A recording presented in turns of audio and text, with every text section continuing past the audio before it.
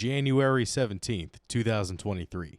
I'm interested what you think, who's more to blame. If it's the defense, some people are blaming Herbert, some people are blaming Staley. I don't know if you think it's like a culmination of them all, or if you have one that you are like mostly fuck you about. I really think that it was Staley's fault, or at least the coaching staff's fault. They should fire him. I think they should fire him. I think they should fire Brandon Staley. September 12th, 2023. The Chargers have got to do something, man. Like, if this is another season where they're good and just not quite good enough to either make the playoffs or to even win a playoff game, like... There is zero reason to keep Brandon Staley after this year if he keeps losing. September 27th, 2023. I think Brandon Staley needs to be fired.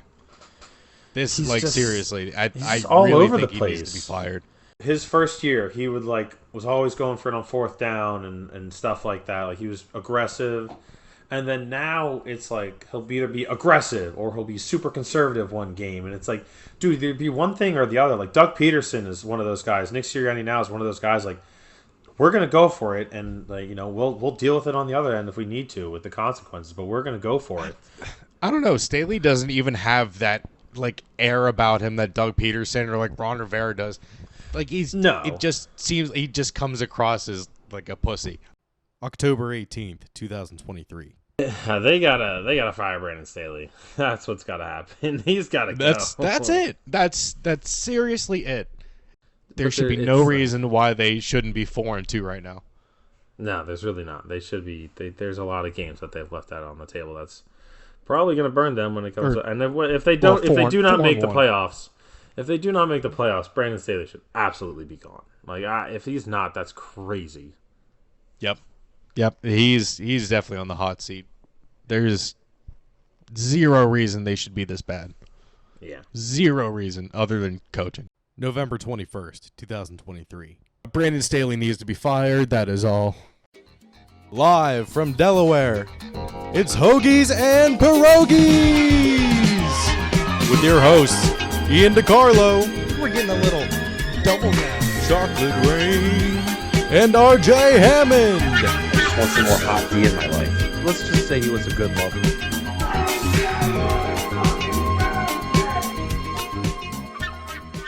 Hello, everyone. Welcome to episode 81 of Hoagies and Pierogis. I'm your host, Ian DiCarlo. I was going to apologize for not getting episode 80 out last week, but you all got to watch the downfall of Brandon Staley. Oh, my God. We said it 5 times in the past. I think we've said it more. The way I looked it up through the transcript, and I don't manually do the transcript on RSS, so it's all auto-generated. So I just typed in Brandon Staley, hit F5 on Google, on Chrome, and it was pretty easy to find that shit. So yeah. Oh, man. Oh, that was a drubbing. But let's see here. We have news in baseball. We got some fun college football stuff. We got some NFL football like always. So let's just get into it right now. Let's go. All right, first bit of news in the MLB. Last week we learned that the Dodgers are cheap as fuck and 1% of Ohtani's contract goes to charity, so they can write that off as some tax bullshit. Friedman, is that... No, I don't know. It might be. They also pulled out a massive trump card in recruiting Ohtani. Kobe Bryant had recorded a video asking him, or like saying, like, we would love you in LA. Like, please come to LA. He recorded that in 2017, so it wasn't AI generated. It wasn't any bullshit. It wasn't some actor doing it. It was the real deal, and how could you not go to LA after that? I mean, come on. I just can't believe that they actually pulled that out, and they probably got permission from the Bryants to do that. I don't see how they couldn't. So yeah, good for the Dodgers though. Seriously, like I said last week, I hope they win a title with Ohtani. It would be a travesty if they don't. McCutch is back with the Pirates, boys. Let's go. 1 year, $5 million deal. I think the Pirates would be cheap enough to use an AI-generated video of Clemente. Oh, man. I'm very happy for McCutcheon to be back. He's one home run shy of being the 26th player with 300 home runs and 200 stolen bases. Okay, so Penn State's in the Peach Bowl, and New Trail Brewing is making a peach version of their State Light. What if they made another bowl? State Light Potato, State Light Avocado, State Light Mayo, State Light Pop-Tart, State Light Wasabi, State Light Orange, State Light Chick-fil-A, State Light Cheez-Its, State Light Rosé, State Light Sugar, State Light Tortilla Chip, State Light Frosted Flakes, State Light Gun. This might also be a good time to mention that they'll have an edible mascot for the bowl game, and the winners will be able to take a bite of the Pop-Tart mascot. How crazy is that? There is no way I don't get hired by New Trail's marketing team after this. Actually, please don't sue me. This is a parody, New Trail. I am just kidding. But there wasn't really much news outside of like transfer news. We got people, quarterbacks going to Oregon left and right. Who was it from Oregon? Or not from Oregon, from Oklahoma. That kid went to Oregon. And then I don't know if it's the backup QB for UCLA. I didn't watch any UCLA games this year. Is also transferring to Oregon. And DJ Ulungale, I think that's how you say it. I will respect him instead of saying ukulele continually. Where is he going? I think he's going to Florida State. There is no way if Florida State performs just as well next year with DJ Ulungale as their quarterback, there's no way they're being kept out of the college football playoff if they go undefeated and win their championship game. I saw that and I got so excited. I got so freaking excited. This transfer doesn't really make any sense to me other than, like, if you just saw Kyle McCord transfers from Ohio State to Syracuse, you'll be like, why did you do that? You're going to be the incumbent starter next year. But I guess Ryan Day, like, fucked him over and put him in a game last year or a couple years ago or whatever petty bullshit, and it exhausted a year of his eligibility. So, boo-hoo, you get 5 years instead of 6 years, I guess. I don't know what year McCord is. I don't know if he's a junior, like a fourth-year junior or something, so next year he's going to be a fifth-year senior. I don't know. I don't know what the deal is there, but good luck at Syracuse, I guess. Idiot. Thursday Night Football. We're going to start out with it. 63-21 Raiders. Holy shit. 42-0 at halftime. And they just kept raining it down. I just saw this yesterday. Antonio Pierce, I think is their interim coach's name, coached a high school football team that beat someone else 99-9. So you knew that he was not going to let up the brakes. I think Ian Rappaport tweeted that probably. That was the second most points ever scored on Thursday Night Football. 84 total points. And honestly, it should have been even more lopsided. The Vikings just kind of gave up in the fourth quarter. Or not the Vikings. Sorry, the Raiders. But the game that holds the record is the Saints beating the Vikings 52-33 for 85 total points. Just 1 point off. When you're clamoring for Max Duggan, you know that something is very wrong. Very, very wrong. And then this is the golden nugget here. Oh. When asked if he should be the coach after the game, he said, I think so. I think I should remain head coach. Everyone has these games where they get blown out 63-21. Oh, man. finally, Brandon Staley is fired after we've been calling for it all season long. All season long. And RJ, you're technically the one that said it first. I mean, I said it was Brandon Staley's fault that they lost the playoff game, but then you ran with it. You said he should be fired. All of our pleas, all of our prayers were answered. The Chargers the Chargers owner must be a fan of Hoagies or Pierogis. We love it. We love to see it. Oh, and let the Belichick to the Chargers speculation begin. I wrote that down right after it happened. And what do I see the next day on TV? Is Belichick going to the Chargers? No, I think they need an offensive head coach. I think in the past that I have said that Brandon Staley was an offensive coach. He's not. He's a defensive coach, which makes that 63 points even worse. Oh, you love to see it. You so love to see it. Holy shit. All right, the end of the season's approaching when there's Saturday games. A full slate of Saturday games. 1 o'clock all the way to 10:30, 11 o'clock, baby. Let's go. The first game, Chef's Kiss. Great game. What a game to start out the weekend. Holy shit. It was exciting throughout the game. It was back and forth. The Bengals were kind of holding on there a little bit. The Vikings were pushing a take over. Then momentum struck, and the Vikings just lost the game. All right, the Bengals were down 17-3 for a while. And then I don't know what happened in the fourth quarter. Bengals went touchdown, touchdown, touchdown. End of half. Well, end of regulation. I think that T. Higgins had the best touchdown catch of the year.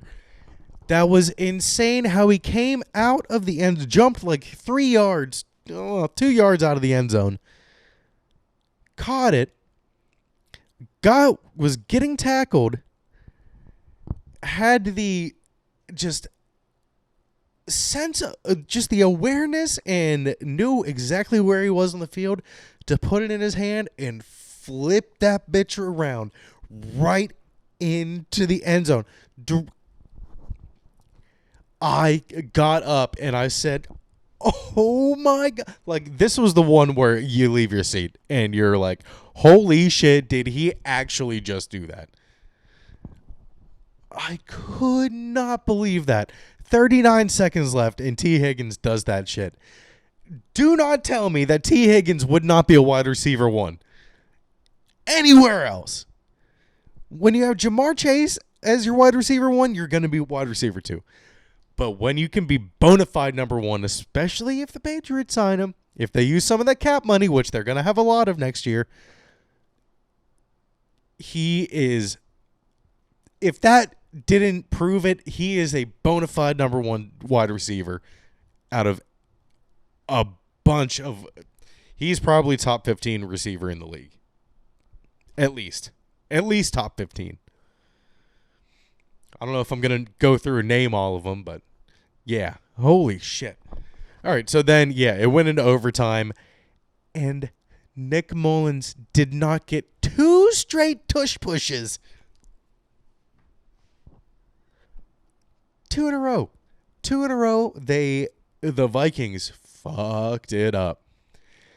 They had the smallest guy pushing behind him.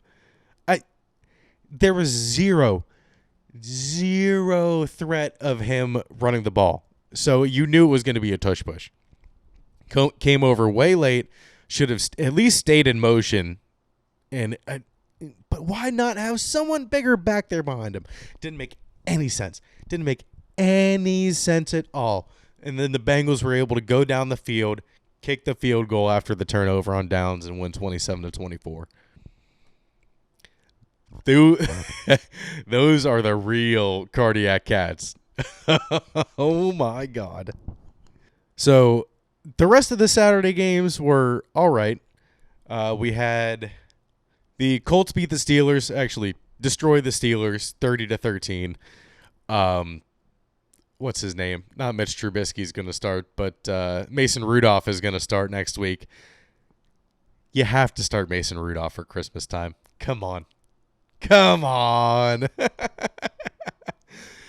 And then the Lions, they got their shit together and crushed the Broncos 42-17. So the last two games were blowouts, but everyone was just rolling on a high after that first game. Oh, that felt good. Okay, these Sunday games. I cannot believe I did not retweet this. How? Okay, I didn't retweet it, didn't favorite it, didn't do anything. Are you kidding me?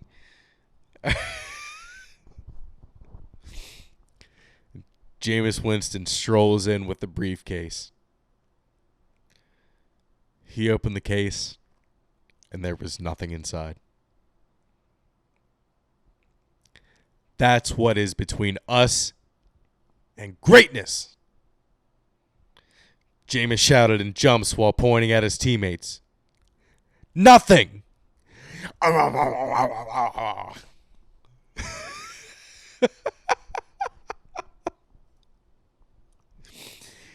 Jameis Winston, you will go down in the history books for every single crazy thing that you did. You crab leg stealing. Oh my God. This is golden. Absolutely golden. Nothing. Pulp Fiction style opens up the briefcase. Nothing. That's what stands between us and greatness. Oh, I love it. I love it so much. Jameis Winston, you are a national treasure. Please never change. Oh, it was too good. Way too good. And that's how we started out our Sunday. All right, this 1 o'clock slate of games was awful. I mean, if you're a Dolphins fan, we actually have a little bit of something on the Dolphins this week, huh? What a feel-good story for Raheem Mostert. 20 touchdowns this year. I think he scored his 21st as well. Yep. 21 touchdowns on the year for Raheem Mostert. He had 19 in his first 8 seasons, and that completely makes up for all of his checkered injury past. And you have to feel good for him. You really do. That stat was crazy to me. 19 touchdowns over 8 seasons, 21 this year alone. After that, Rodgers officially is not coming back. And I mean, why would he? Even with, coming into the game, their playoff chances were all but gone. So, I mean, may as well just wait till next year. 14 weeks is crazy for an Achilles injury. The Dolphins shut out the Jets 30-0 with Tyreek Hill throwing a couple bombs to Jalen Waddle. Jalen Waddle had a great game. Holy shit. Another wide receiver that had a great game, Rashee Rice. Hell yeah. Won me my fantasy game in my work league this week. 24 points. The Patriots were trying to win this one, crazily enough. It was not funny. It was 14-10 at halftime, and the Chiefs still were kind of not looking so great. But I cannot believe this. Kadarius Toney fucked up again. His bricks for hands showed up this week. Completely just flew off his hands. And Marte got his first interception this season. Let's go. The first of hopefully many. You cannot make this shit up. That was his third target of the day. and he only got 5 yards on his other 2. So Tony needs to go. He needs to go. Yeah, at least so that actually led to a touchdown by the Patriots, and it was 27-17 at that point. It was the last points of the game, but still, the Chiefs had a great punt. Great punt, great placement, great down by the special teams right at the 1-inch line. It was his foot. You saw that little bit of green. It was like a toe tap catch right to put the ball down right at the 1 to end the game, basically. They go 4 and out. It's over. Actually, I think Zappy threw a pick or something on that last drive. Or he fumbled it. I don't even care. They lost. And guess who fucking won? Bitch, the Panthers won their game against the Falcons. It was a torrential downpour, and there was nobody there. It was 7-9, and it was 7-6 for a long time. And the Falcons just completely... They don't want to throw the ball at all. I don't blame them, but you have to at least try. And Desmond Ridder, just so many fuck-ups. Taylor Heineke starting next week, so we'll see what goes on with that. I think Bijan had 7 yards. What is... Arthur Smith, I think, might be... Forget the quarterback. Arthur Smith might be the problem. One game back of the number 1 pick, and we would be tied for it right now if we hadn't beat the Steelers. Oh man. Come on, Panthers. I hope that sparks something in them and they get it going. The 49ers kind of looked sloppy against the Cardinals to begin with, but they ended up winning 45-29. The Bills are convincing now. They're looking a little bit better. They still need to prove that they can beat. I don't know. I feel like the Cowboys put a lot into beating the Eagles last week. No excuse, but dude, James Cook went off. 179 rushing yards, and then he also had 42 reception yards to top it off. So he broke 200 scrimmage yards. Very good for him. We'll see who's this was the Cowboys' chance to take their lead at the top of the NFC East there. Because oh boy. Speaking of someone that needs some kind of spark. EAGLLE Eagles.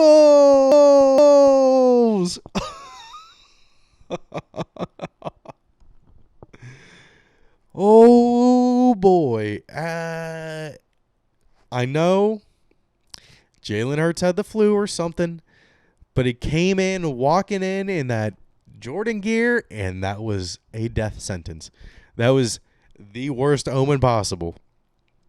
If you didn't have the Seahawks money line at that point, you should have done it. Drew Lock showed up, and he came in there, threw a bullet to Jackson Smith and Jiba, and they won the game 20-17. Eagles lose their 3rd game in a row. This is not good. This is not good at all for the Eagles. I think a lot of people had the same thing that Hurts had, though. Like I said last week, I was sick. It lasted a good 2 days. I was out of commission, basically. The 3rd day, I was stuffed up as fuck. 4th day, stuffed up as fuck. 5th day, felt a little bit better. But they totally blew this one. They were up 17-10 pretty late in the game, I think, and then just all hell broke loose. You would think that the embarrassments, like the absolute embarrassments from the 2 weeks prior, would jumpstart them a little bit. But I guess they did come out looking fine, but this is worrisome. They were a couple plays away from being 8-6 in the Commanders game and the Bills game. instead of a spiraling 10-4. I still would not want to run into them in the playoffs, but they're not as physically imposing as they were last year. They seem just beat down and run down, and a cross-country trip after getting the 49ers on long rest, getting the Cowboys on long rest, and then having to go across the country isn't easy for anyone. But I mean, it's zero excuses at this point. This one blew a lot of people's parlays on the weekend. Speaking of betting, everyone go watch Bookie. Bookie on HBO. It is very good. Great show about bookies like in the modern age with like DraftKings and FanDuel and all that stuff going on. Sebastian Maniscalco is like the main comedian. Oh, you took my bet. I thought I had a good Sebastian. I can't do it. Hilarious moment right off the bat in episode 1. Not going to spoil anything. The only thing I'll say is that the episodes are like 25 minutes long, and I wish they were like 10 to 15 minutes longer. The first 6 are out right now. 7th episode should be out the day this podcast comes out. So, yeah, it's a great show. I highly recommend it. All right, everyone. This is going to be our last episode before Christmas. So, have a Merry Christmas, everyone. I'm not going to cut around that bullshit. I'm not going to say Happy Holidays. This is Christmas, bitch. And it's all about Christ, bitch. I love you, bitch. Oh, my God. I ain't going to never stop loving you, bitch. All right, everyone. Make sure to follow us on Instagram. Make sure to follow us on Spotify, Apple Podcast. Subscribe to our YouTube channel. Please subscribe to our YouTube channel. Leave a like, comment, whatever you want to comment. But leaving a like is okay. 1 out of the 2. Actually, 2 out of the 3. Subscribe, like, or comment. 2 out of the 3. But yeah, all right, everyone. I think that's it for this week, and we'll leave you with this. A much